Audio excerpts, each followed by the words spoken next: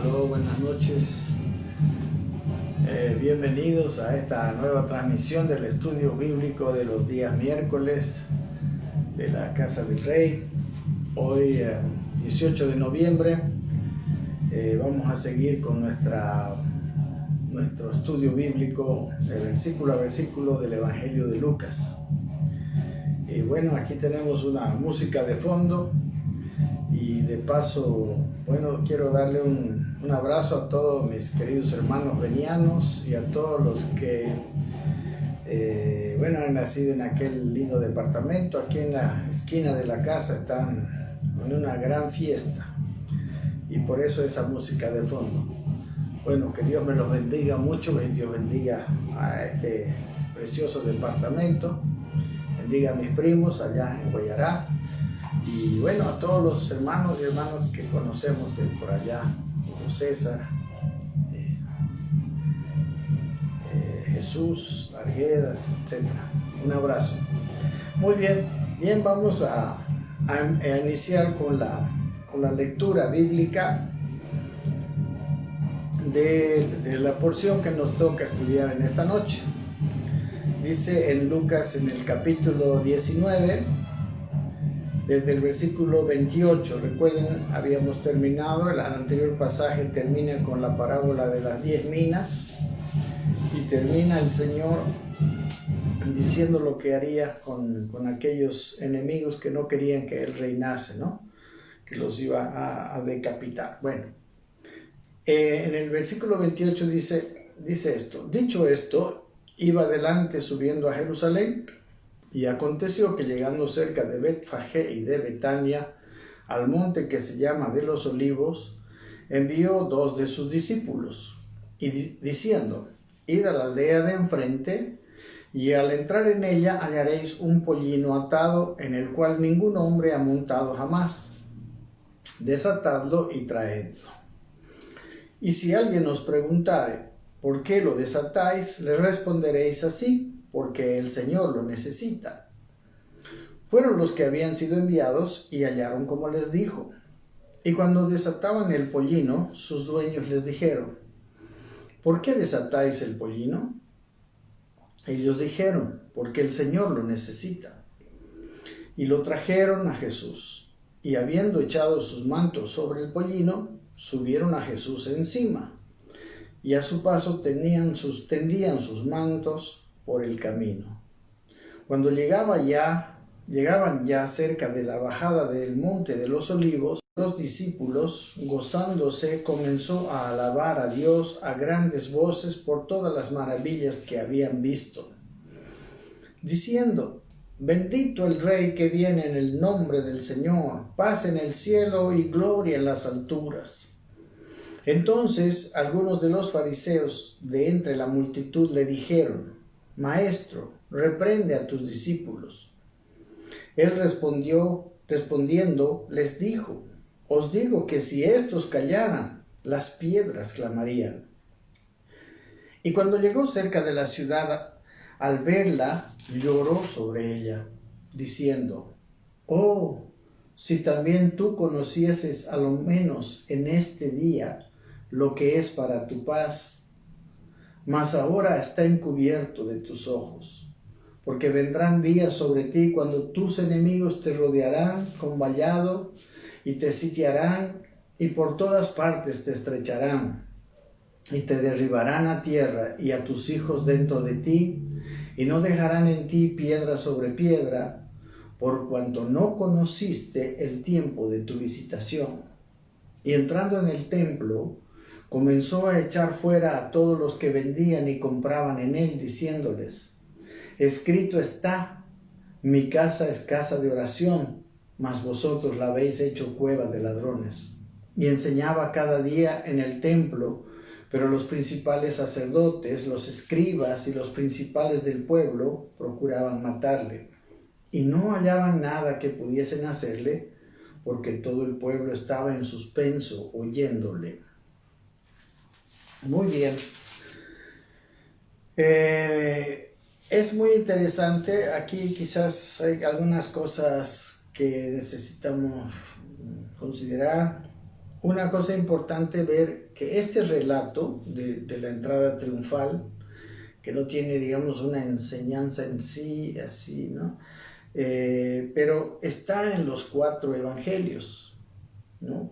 Y es interesante, los 4 evangelios, usted sabe, cada uno aporta ciertos detalles, son cuatro puntos de vista, podemos decir, 4 lugares donde estuvieron los discípulos, ¿no? Imagínense, uno fue Mateo, Lucas, Juan y el otro Marcos, ¿no? que dicen que escribió las memorias de Pedro, pero 4 personas desde diferentes lugares escuchando a diferentes personas, porque no estaban así juntos, sino que estaban en la escena, ¿verdad?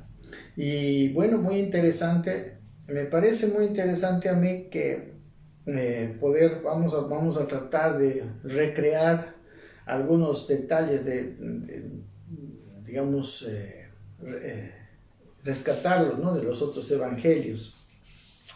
Una cosa que es también importante de ver es que en Lucas está en la entrada triunfal en Jerusalén, se cuenta después, ¿no? de la parábola de las 10 minas, ¿no? Donde termina, ¿no? O sea, después de haber, podemos decir, examinado la obra de los siervos suyos, aquel hombre noble que fue al país lejano, también, siendo que sus conciudadanos no le querían y mandaron una embajada diciendo que no reine entonces al regresar él dijo que a sus enemigos los decapitaría. Me parece a mí que ese es un buen interesante previo, y después viene precisamente el lamento sobre la Jerusalén y el anuncio, o sea, y cómo Jesús sabía que Jerusalén iba a ser destruida, ¿no? Entonces tiene mucho que ver el previo con el posterior, porque están hablando de lo mismo, ¿no? Entonces termina, o sea, después con esta destrucción, y bueno, y después viene, ¿no? la purificación del templo, ¿no? Donde Jesús echa fuera a los cambistas y les dice que ellos habían convertido la casa de oración en una cueva de ladrones, ¿no? Entonces, como mostrando uno de los motivos por los cuales Dios permitiría, ¿no? que Jerusalén sea destruida. Ok, entonces podemos ver, por ejemplo, en Mateo está en el capítulo 21, ¿no? Esto, entre los versículos 1 al 11. ¿No? Y me gustaría ver algunas cosas que aporta Mateo, por ejemplo. Mateo aporta, ¿no? Al igual que Juan, que esto que estaba pasando con Jesús era el cumplimiento de una profecía, de una palabra profética, ¿no? El versículo 4 al 5 dice que estoy hablando cosas que no dice Lucas, pero que Mateo y Juan dicen. Dice: todo esto aconteció para que se cumpliese lo dicho por el profeta cuando dijo: decida la hija de Sión, he aquí tu rey viene a ti, manso y sentado sobre una asna, sobre un pollino, hijo de animal de carga, ¿no? Era una palabra de los profetas que se estaba cumpliendo en esta entrada de Jesús a Jerusalén, ¿no? Otra cosa también es interesante, que aquí dice que había una multitud numerosa. En el versículo 8 dice: la multitud que era muy numerosa, dice, ¿no? Tendían sus mantos en el camino, y otros cortaban ramas de los árboles y las tendían en el camino, y la gente iba adelante, etc. En Lucas solamente dice que los discípulos, aunque después habla que eran muchos también. Luego en el versículo 9 dice que la gente lo llamaba, aparte de lo que habíamos leído en Lucas, también él fue llamado hijo de David, ¿no? Que tiene que ver también con la palabra profética y esto de la entrada, ¿no? Luego también dice que el versículo 10 de Mateo 21 dice que Cuando entró él en Jerusalén, toda la ciudad se conmovió, ¿no? Esto es otro detalle que aporta, ¿no? Y dice la gente, este es Jesús, el profeta de Nazaret de Galilea, ¿no? Entonces se ve que fue un evento conmovedor, fue un evento bien, podemos decir, muy importante. De hecho, como hemos visto, si está en los 4 evangelios, mis queridos hermanos, entonces quiere decir que la cosa está, que es algo muy importante. Es muy importante, aunque como decimos, ¿no? A veces no encontramos una enseñanza así como en otros pasajes. Aquí también es muy interesante que viene después de la sanidad de 2 ciegos, ¿no? Que está en los versículos precedentes, en el capítulo anterior, en el capítulo 19, el capítulo 20. Y luego también es interesante, otro detalle, dice en el versículo 15, que los principales sacerdotes y escribas, viendo las maravillas que hacía, y a los muchachos aclamando en el templo y diciendo, Hosana, hijo de David, se indignaron. En Lucas dice que eran los fariseos los que le dijeron, Señor. No, miramos cómo el autor de Mateo precisamente, quizás estuvo en algún lugar y el otro estuvo en otro lugar. Muy interesantes sus puntos de vista, pero nos completan el cuadro. En el versículo 16, la respuesta de Jesús, ¿no? A ellos dice, oye, lo que estos dicen, ¿no? Jesús les dijo, sí. O sea, se indignaron, le dijeron, ¿estás oyendo lo que están diciendo? Sí, les dijo, ¿nunca leísteis? De la boca de los niños y de los que maman, perfeccionaste la alabanza. Y en Lucas dice que la respuesta fue, si estos callan, las piedras clamarían. Y aquí dice que fue una alabanza perfecta al verdadero Rey en la verdadera manera en la cual Cristo quiere ser Rey, ¿no? No un Rey impositivo, no un Rey con armas, ¿verdad? Que toma los países con el arma. Jesucristo toma el reinado de nuestro corazón cuando nosotros voluntariamente le pedimos y le decimos, y obviamente nuestra manera de actuar debe decirlo, ¿no? Debe decir con esto, ¿no? Nosotros decidir obedecerlo. Muy bien, en Marcos, está en el capítulo 11, Marcos en el capítulo 11, el mismo relato, pero ahora sí ya, por ejemplo, desde el punto de vista de Marcos, también los primeros 11 versículos, igual que Mateo son 11 versículos. Y aquí también podemos decir que en Marcos es parecido, ¿no? Al de Mateo, ¿no? Y también podemos ver que era entre la sanidad del ciego Bartimeo, ¿no? que habla con los últimos versículos de Marcos, del capítulo anterior, Marcos 10, y luego, interesante, el que le sigue es la maldición de la higuera estéril, ¿no? Y claro, esto también es muy importante porque Marcos lo pone ahí también con un propósito, ¿no?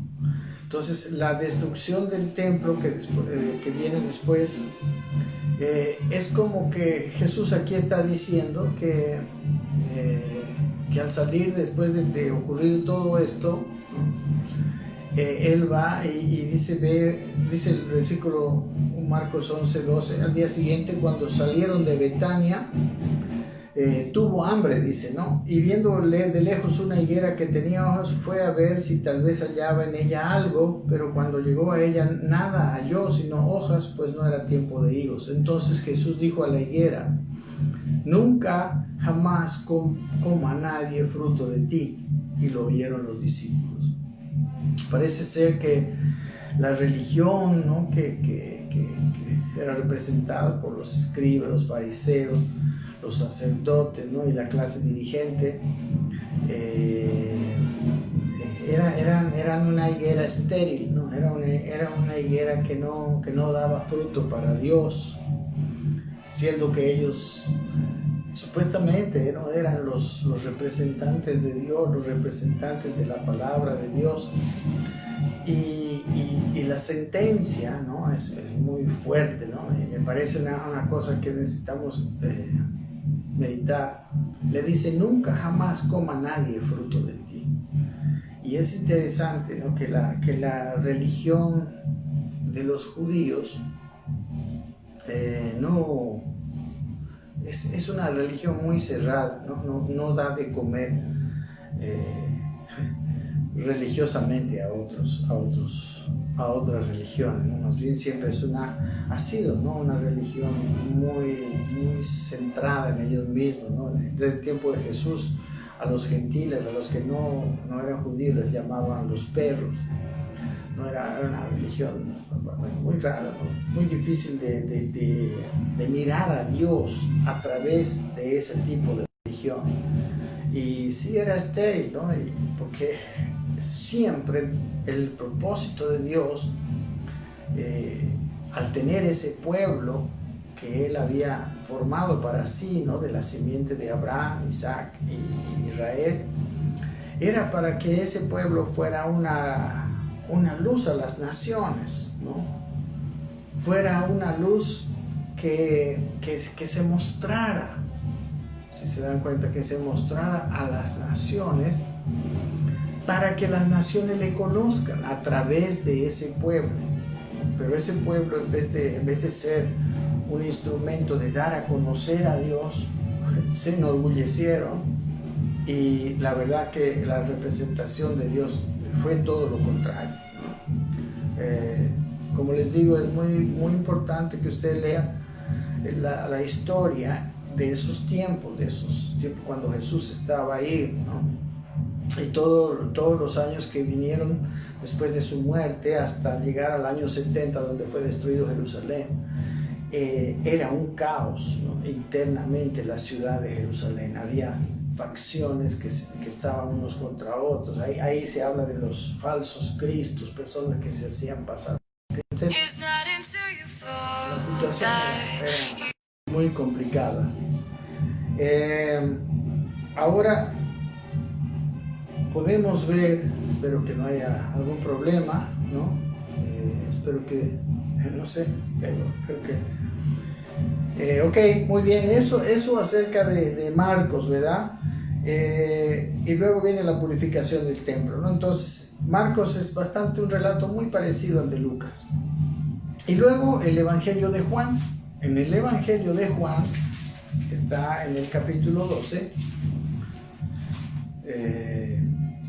Y también son desde el versículo 12 al versículo 19. Es un poquito más corto, pero Juan relata otro aspecto muy interesante que ninguno de los otros tres relata, ¿no?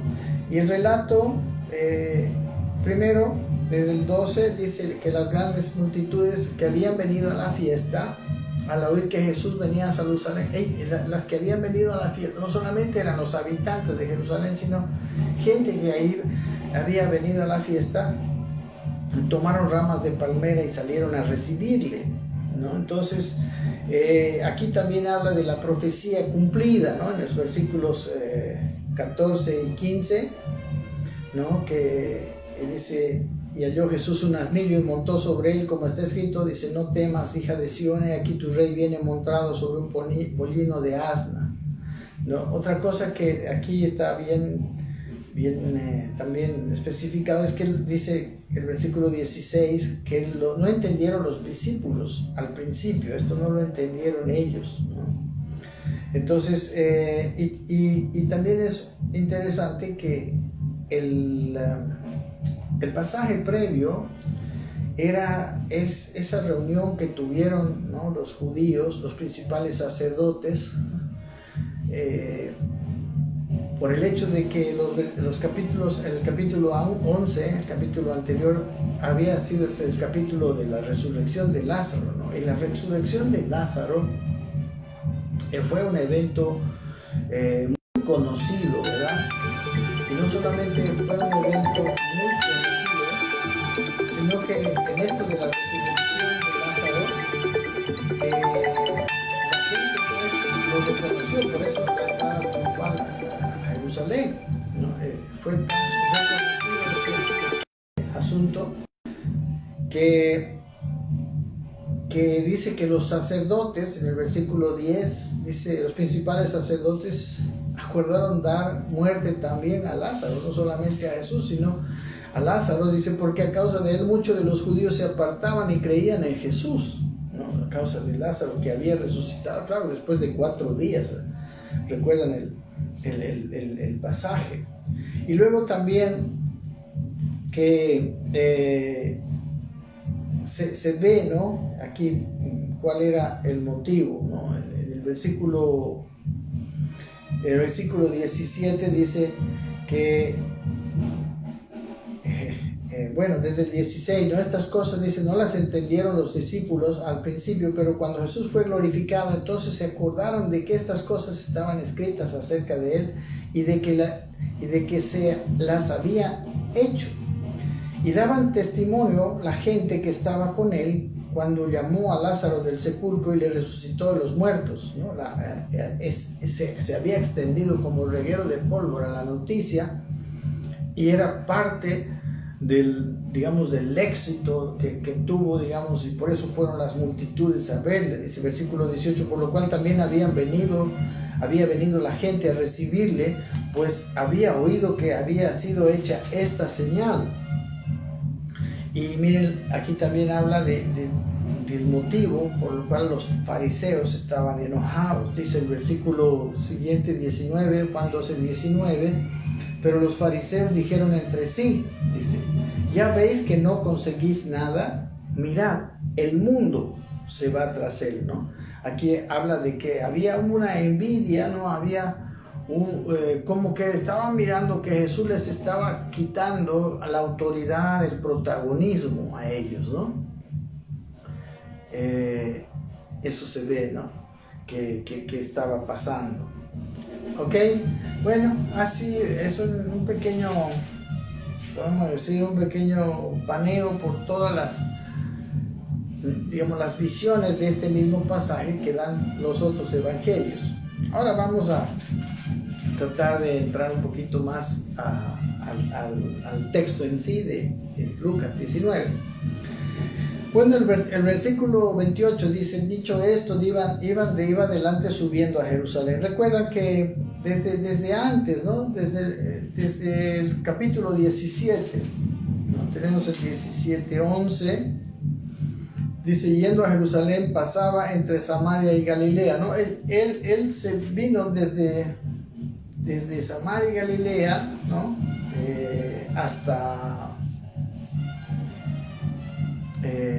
Y estaba ahora sí dirigiéndose en este último, bueno, esta fue su última ida a Jerusalén, donde murió en realidad, ¿no? Él fue ahí y dice que estaba subiendo, ¿no? Entonces miramos cómo había venido, ¿no? Por algunas aldeas, podemos mirar, ¿no? Por ejemplo, pasó por, ¿cómo se llama? Jericó, ¿verdad? Jericó, la ciudad donde habían sido tumbados los muros, ¿no? La ciudad inicial donde ahí está el encuentro con Zaqueo, la sanidad del ciego. Y también aquí dice que en versículo 29, que llegando cerca de Betfagé y de Betania, al monte que se llama de los Olivos, envió 2 de sus discípulos, ¿no? Entonces él iba por ahí, iba a entrar por el monte de los Olivos y ahí había una puerta que daba la entrada, ¿no? Y ahí muy cerquita de esa puerta está el templo, ¿no? Bueno, luego Betfagé y Betania, ¿no? Eran dos aldeas, ¿no? Si ustedes se dan cuenta, en el relato, en todo el tiempo de este último tiempo, Jesús siempre iba a Betania. Primero, Betfagé quiere decir la casa de los higos, ¿no? Era una aldea muy cercana a Jerusalén, en las faldas del Monte de los Olivos, ¿no? Dice, su nombre moderno es Sbudis.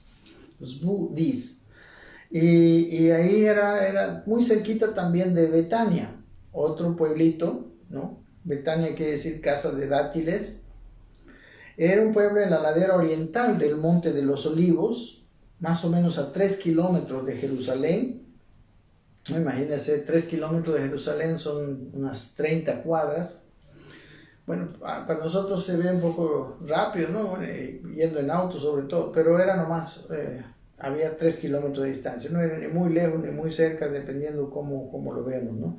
Ahí en ese lugar de Betania, era el lugar donde Jesús se alojaba siempre, era el hogar de Marta, María y de Lázaro, ¿no? Donde precisamente podemos ver, claro, por eso Juan habla mucho de la resurrección de Lázaro, porque él había pasado por ahí y ahí había sucedido la resurrección de Lázaro, ¿no? Según el Evangelio de Juan, fue un evento previo, ¿no? a la entrada, su entrada, llamada entrada triunfal en Jerusalén, ¿no? Ahí también vivía Simón el mago, ¿no? Y fue la mujer con el perfume de alabastro, fue que lo ungió a Jesús. Ahora dice que bueno, en el año 1988, porque tengo datos de ese tiempo, del diccionario bíblico, es esa edición, dice que era una aldea ruinosa y pobre todavía, llamada, ¿sabes cómo se llama? El Azarille, Azarille o Lazarille, que quiere decir el pueblo de Lázaro. O sea, llegó a tomar el nombre de Lázaro, el que había resucitado, ¿no? Ok, entonces eso tiene que ver el Monte de los Olivos. Bueno, pues ustedes saben que era el monte donde fue capturado, podemos decir también que era el monte donde, un poquito más allá, es el Getsemaní, donde estaba él orando, ¿no? Bueno, entonces estaba ahí cerca, ¿no? Y dice, les dijo a los discípulos, el versículo 30 les dice: id a la aldea de enfrente, y al llegar en ella hallaréis un pollino atado, en el cual ningún hombre ha montado jamás, y desatadlo, ¿no? La palabra pollino dice que es la que se refiere a un asno joven y sin domar, ¿no? Y claro, es probablemente porque desea, él quería subir en un pollino. Es muy, muy interesante. Es probable, ¿no? Estamos en esto haciendo bastantes suposiciones, que él quería resaltar, porque esto sí es verdad, que su reinado tenía un carácter pacífico y humilde. Como les digo, los reyes poderosos, ¿no? Cabalgan en caballos briosos y ellos entran, ¿no? a las ciudades que conquistan, ¿no? por su espada. Pero el carácter del reino de Jesús es muy lindo, muy interesante. Es un carácter donde Él es rey de aquellos que le reciben voluntariamente. O sea, es muy importante entender que nos conviene que nos gobierne Él. El hombre parece que esto no le parece, no cuadra con su manera de pensar de muchos hombres. Pero el hecho de que Él reine en mi vida es la mayor bendición que puedo tener yo. Pero eso no lo va a conseguir por la fuerza. Él no va a venir a obligarle a nadie a ser su rey. Él va a ser el rey de aquellos que voluntariamente lo invitan, ¿no? y se someten a Él. ¿Ok? Dice el versículo 31, y si alguien os preguntare por qué lo desatáis, y le responderéis así: porque el Señor lo necesita. ¿Por qué lo necesitaba? Porque yo creo que precisamente Él quería mostrar este aspecto muy importante, maravilloso de su reino. En la historia, muchos a nombre de Cristo han querido, no sé, evangelizar, no sé qué se puede decir, pues, ¿no? Conquistar a gente que tenía otras creencias a través de la espada.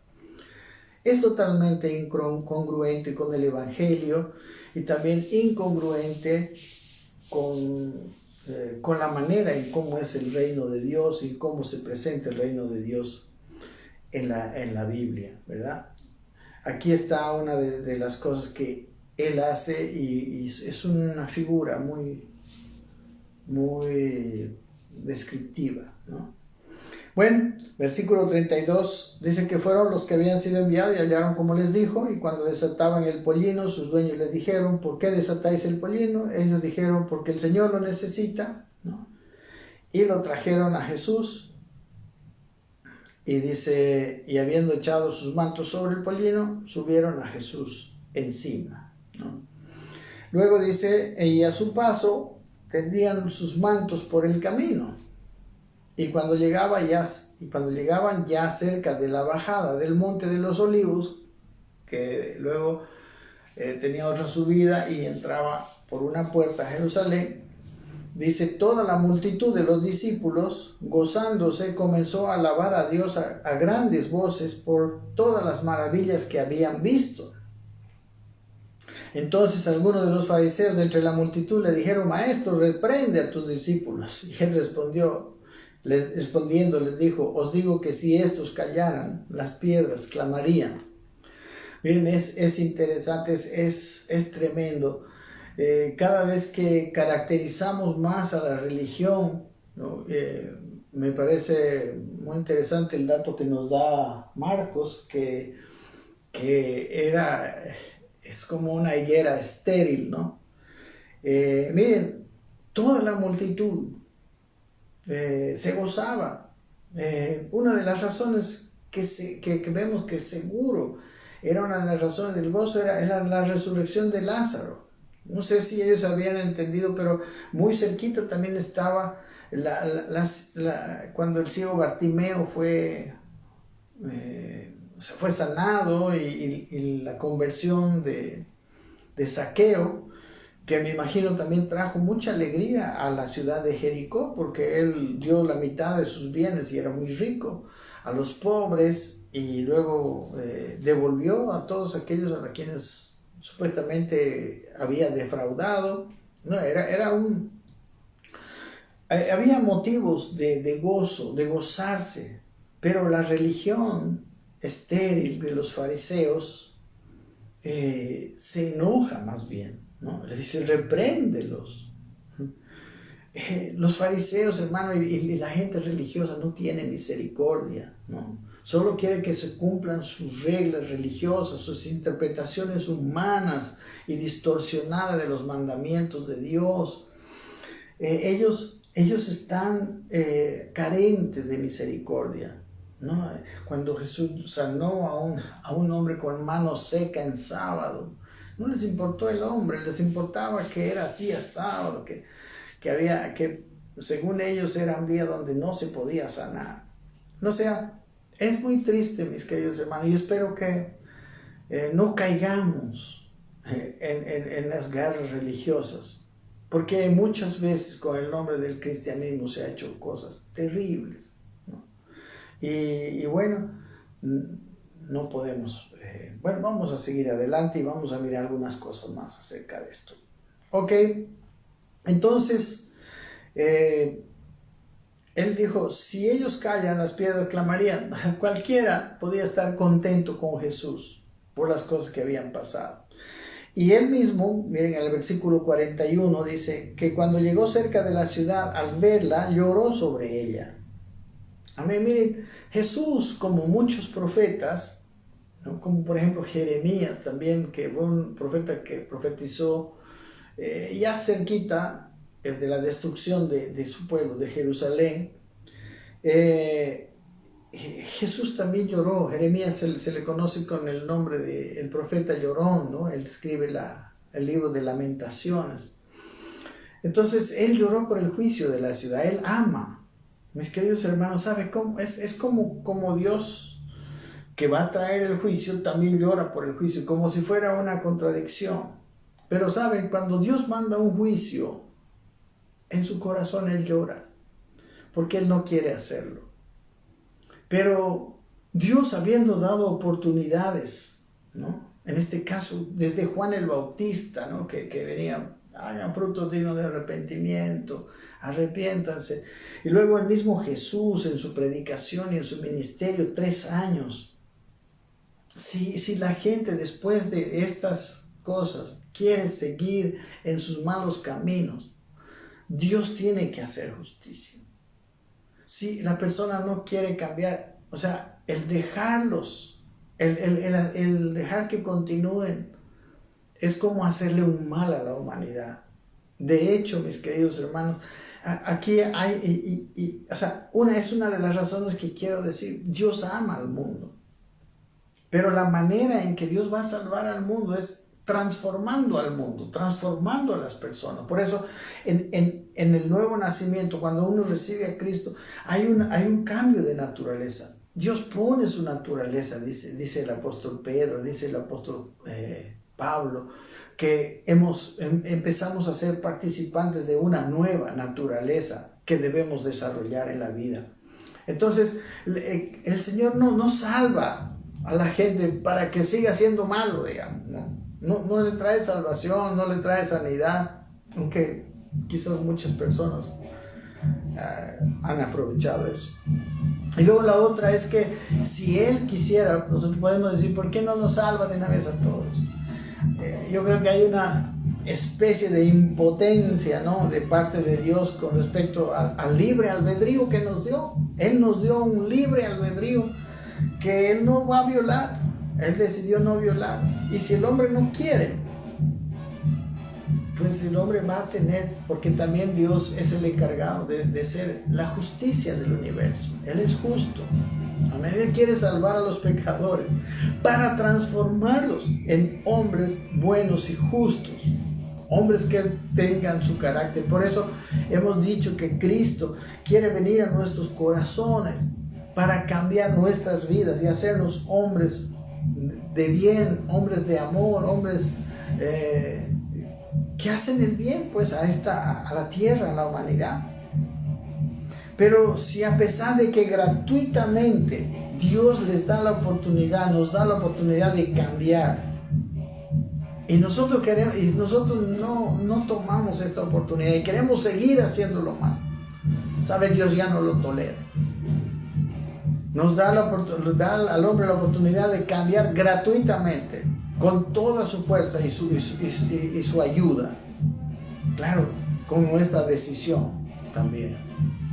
Pero si yo no decido ser transformado por Dios, Él no lo tolera. Amén. Los judíos, mis hermanos, llegaron a ser los principales opositores de la iglesia. Usted puede leer el libro de los Hechos. Mucho más fuerte fue la oposición de los judíos que la oposición del Imperio Romano, que las persecuciones que vinieron de Roma. Lean toda la historia del libro de los Hechos. El apóstol Pablo era la piedra en el zapato de Pablo. Amén. Bueno, y él lloró sobre la ciudad, porque ahí también muestra el corazón de Dios. Hay gente que dice, pero ¿cómo Dios va a traer juicio si es un Dios de amor? Es un Dios de amor.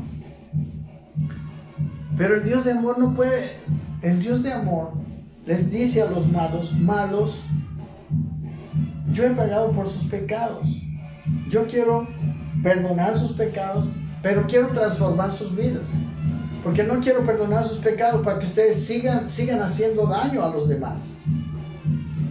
Yo quiero perdonar sus pecados para transformar sus vidas y ustedes se conviertan en hombres de bien. Pero si esos hombres no quieren, entonces obviamente por amor al resto de la humanidad, Dios tiene que enviar el juicio. En este caso era lo que estaba viendo Jesús. Y realmente Él lloró porque Él ama hasta los malos, los ama. Nos ama a todos. Y dice la Biblia que no hace excepción de personas en el amor. Obviamente, con el mismo amor, el trato es muy diferente, ¿verdad? Un padre ama a todos sus hijos, pero a un hijo malo sí lo va a castigar. A un hijo bueno le va a dar un premio. Y no es que ame más al malo que al bueno, porque los ama a todos el Padre, sino que cada uno tiene lo que merece, tiene lo que se está buscando. ¿Amén? Ok. Y miren lo que dice Si también dice el versículo 42, si también tú conocieseis a lo menos en este día lo que es para tu paz, dice, mas ahora está encubierto de tus ojos. No, ya había sido decretado el juicio. Y en ese momento, aunque ellos estaban gozosos y clamando con las palmas y todo eso, ya había sido decretado el juicio. Hay un momento siempre en que Dios determina juicio, ¿no? Hay un momento, quizás cuando Dios determina juicio, no es que llegue en ese momento el juicio, pero ese juicio ya llega a un punto donde es irrevocable, donde ya no puede.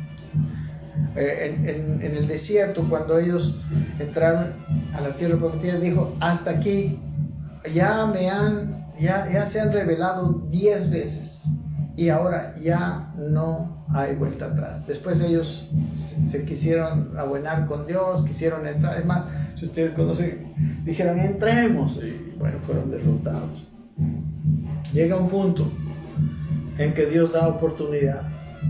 No se puede jugar con Dios.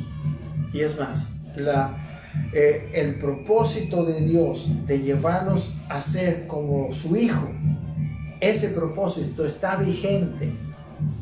Y a ese propósito debemos nosotros encaminarnos. Porque si no, estaremos como ellos. Miren lo que dice, versículo 43, hablando cómo iba a ser la destrucción. Esto es lo que pasó el año 70. Porque vendrán días sobre ti cuando tus enemigos te rodearán con vallados y te sitiarán por todas partes, te estrecharán y te derribarán a tierra y a tus hijos dentro de ti, y no dejarán en ti piedra sobre piedra, por cuanto no conociste el tiempo de tu visitación. El tiempo de su visitación vino primero con Juan el Bautista y luego con el ministerio de Jesús, y no conocieron el ministerio, el tiempo de su visitación. Como les digo, hay un día en que se decreta el juicio, cuando ya el hombre decide no aprovechar la gracia de Dios para definir, cambiar su vida y cooperar con esa obra que Dios quiere hacer y que está haciendo en la vida de sus santos y de aquellos que sí le dicen: sí, Señor, yo quiero cambiar. Amén. Y después, siempre luchando con el tiempo, en el versículo 45 al 48, aquí en la Biblia Reina Valera que tengo, dice la purificación del templo, ¿no? Yo le puse la expulsión de los mercaderes, ¿no? Dice, entrando en el templo, o sea, ya después de que, ¿no?, cuando todos hicieron ya, era el rey, pues, se dan cuenta, el pueblo lo estaba aclamando, entonces él usó esa autoridad, podríamos decir. Entró al templo, dice el versículo 45, y comenzó a echar fuera a todos los que vendían y compraban en él. A todos los que venían y compraban en él los echó fuera. Y diciéndoles, dice el versículo 46, no echó así nomás, sino les decía: escrito está: mi casa es casa de oración, mas vosotros la habéis hecho cueva de ladrones. ¿Ok? Mis queridos hermanos, esta gente que trabajaba, los mercaderes del templo, eran un negocio que tenían entre los sacerdotes, los saduceos, el sumo sacerdote, etc. Dentro del templo había un cambio de monedas que se hacía, ¿no? Primero los cambistas cambiaban monedas y siempre ganaban, ¿no?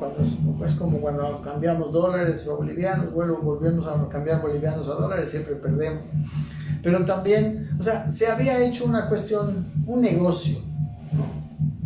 Yo digo que lo que era un llegar para el hombre judío al lugar del templo, ¿no?, que era el lugar de la presencia de Dios, y llevar su ofrenda para ser purificado, su arrepentimiento, esa acción, que era una acción espiritual, había degenerado en un negocio.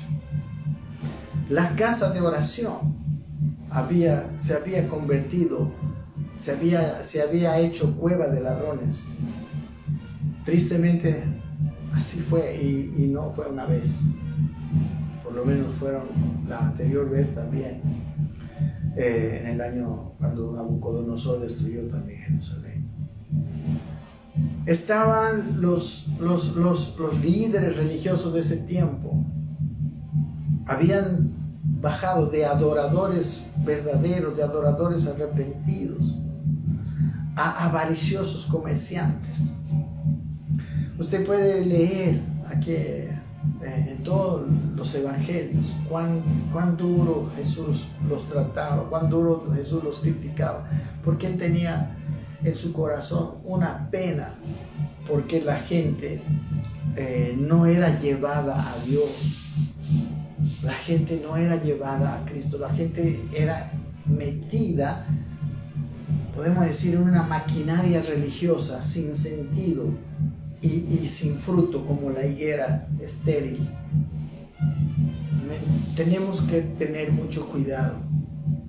Y aún pues era tan fuerte, mire la situación, dice, y enseñaba cada día en el templo, pero los principales sacerdotes, los escribas y los principales del pueblo, que todos ellos estaban en el negocio, dice, procuraban matarle y no hallaban nada que podían hacer porque todo el pueblo estaba en suspenso oyéndole.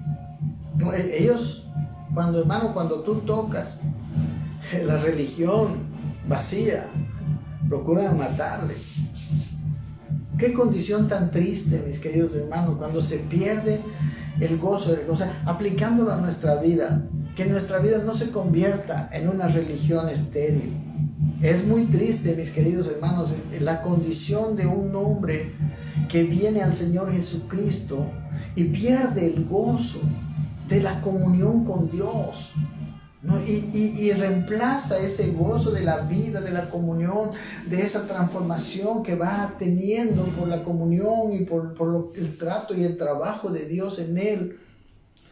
Se reemplaza por ritos, ¿no? por ritualismo vacío, de tal manera que a veces venir al templo es como complicado. De vivir una vida de servicio gozoso a Dios y al prójimo, hacer de la vida cristiana una carga. Dios quiera que la vida de ustedes, mis queridos hermanos, no esté en esta condición. ¿Es tu experiencia cristiana una experiencia gozosa? ¿O se está convirtiendo en una rutina que a veces hasta molesta? De esto podemos tener culpa nosotros los pastores, ¿no? Es verdad. Pero también eso tú no lo puedes cambiar, eso lo tendremos que cambiar nosotros. Porque nosotros también, nuestro servicio a Dios debe ser así. Pero no es el 100% de la responsabilidad. Es más bien responsabilidad de cada uno. Y si esto está sucediendo con tu vida espiritual, yo te recomiendo que la revises. Si no es así, si no estás viviendo una experiencia gozosa de una vida con Dios y se está volviendo algo rutinario, no se está volviendo algo está mal. No estás conociendo al Padre, no estás conociendo a Dios. No lo estás mirando como Él realmente es. Necesitas examinar tu fe y necesitas examinar tu entendimiento del verdadero evangelio. Porque el verdadero evangelio es el evangelio de la gracia de Dios. Es un evangelio, es algo maravilloso el evangelio de la gracia de Dios. Pero no es para libertinaje, el evangelio de la gracia de Dios es para transformación. Ese evangelio te permite vivir sin condenación, para transformación. Él quita aquello que impide tu relación con Dios para que precisamente tu relación con Dios sea una relación continua, profunda, para que cuando tú ves a ese Dios que te ve, sepas que cuando te ve, no ve tus faltas, Él te ve a través de su Hijo Cristo, que era un Hijo perfecto. Y que esa mirada viene hacia ti. Y que aquello hace que tus pecados, tú te des cuenta y tú vayas quitando, vayas despojándote y vayas entrando a vivir en Cristo. Vayas saliendo de ti mismo y entrando para vivir lo que en el Nuevo Testamento se llama vivir en Cristo. Esto es lo que Dios quiere hacer contigo. Pero si tu experiencia cristiana no está llegando, no te está dando esto, algo anda mal. Algo anda mal. No sea que llegues a estas situaciones que llegó la religión en tiempo de Jesús, que incluso querían matarle. Después de haber hecho una resurrección de un hombre, después de haber sanado a un ciego, después de haber transformado la vida de un jefe de publicanos y habiendo traído un gozo a los pobres de la ciudad de Jericó. Que Dios nos ayude.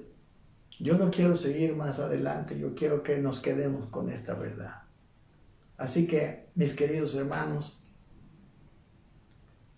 realmente la vida con Dios y el servicio a Dios es algo gozoso, tiene que ser algo gozoso.